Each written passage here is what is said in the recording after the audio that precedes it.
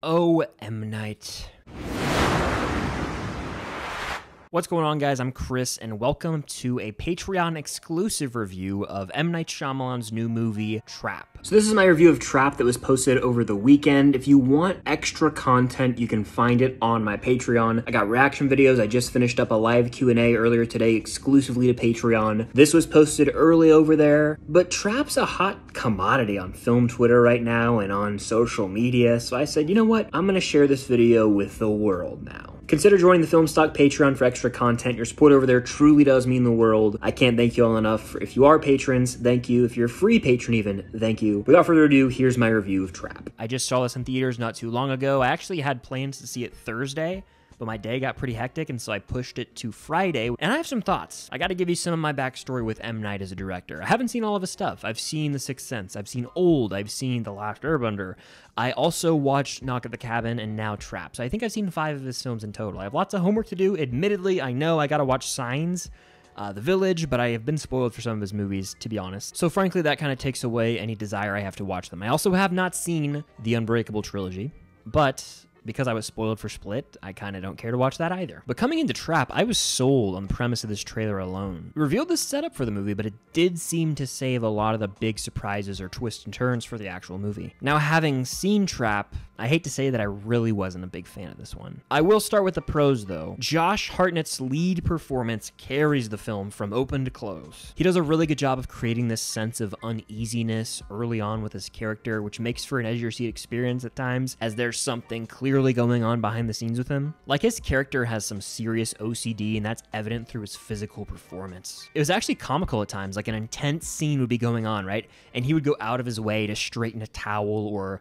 organize something in the background just because he's so obsessive about cleanliness. And that made it all the more uncomfortable as a viewer watching his character work his way around this concert setting. He's a very Patrick Bateman-coded character. If you've seen American Psycho, you know exactly what I mean by that. But there really is an emotional emptiness behind every line the character delivers, and Hartnett crushed it in that type of role. I also want to shout out the music in the film. As a self-proclaimed pop girly, if you will. Shout out to Olivia Rodrigo, Taylor Swift, the list goes on and on.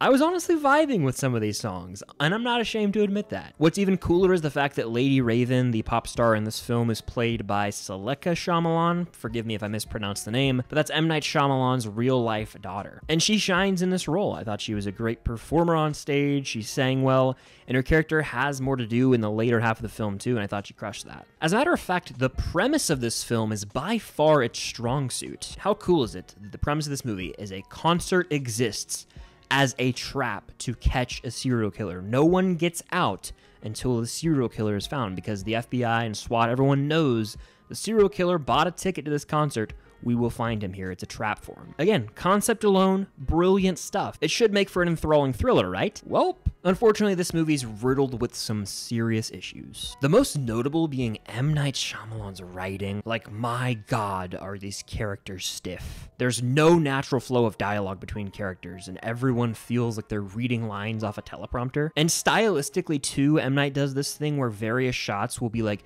a character dead center in the middle of a frame, damn near looking down the barrel of the camera. In terms of shot composition, that's just boring. So stylistically, a lot of this movie comes off as bland or one note. There are also so many awkward exchanges between characters. And on the one hand, I get it, because Josh Hartnett's character is supposed to be this psychopath lunatic, right? So having social interactions with others would come off as unnatural. But on the other, it limits way too many scenes from being emotionally compelling, and it can take the viewer out ever so slightly. In my case, I was like, oh, there's a disconnect here. Another thing that genuinely pissed me off was how easy it was for characters to get what they wanted. Conflict be gone. Convenience after convenience just piled up for characters in this movie, specifically Josh Hartnett, and it actually got laughable at a certain point, I can't lie. It doesn't help that law enforcement and everyone, like the FBI, everyone in this movie is a moron. If you just opened your eyes and actually paid attention to suspicious characters at this concert, this movie wouldn't even be 30 minutes long if you just did your damn job and questioned suspicious activity, which is the reason you're at this concert in the first place. The premise for this movie is so dope. You're at a concert. Utilize the one location setting, right? The second half of this movie almost goes out of its way to sabotage the setup. Like, I was hooked because of the gimmick of, hey, all this movie is going to take place at a concert, but the movie ends up delivering something else about halfway through. Like, I wouldn't be shocked if people went to this movie and walked out and wanted to sue for mismarketing, and they were like, hey, I thought this was going to be a movie all in a concert.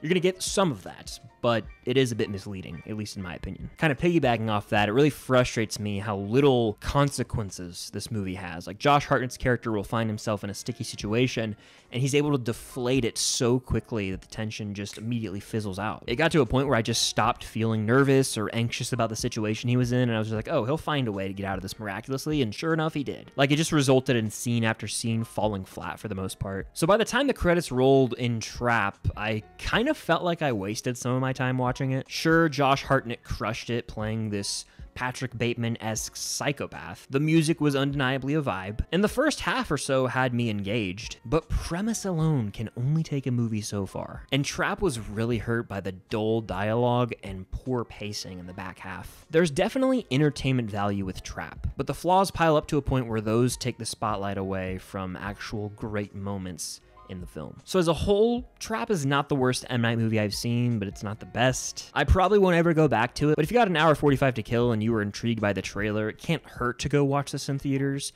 especially if you are an M. Night fan or a completionist and you're like, I gotta see it. Go see it in theaters. There's moments you might like, and I've seen a lot of people actually be higher on this movie than I am. It just didn't really click for me by the end. I was so frustrated and uninterested because of the poor writing. But those are my honest thoughts on Trap. Let me know yours in the comments down below. You're gonna see this movie or not? But I appreciate you guys as always, and until next time, I'll see you guys later.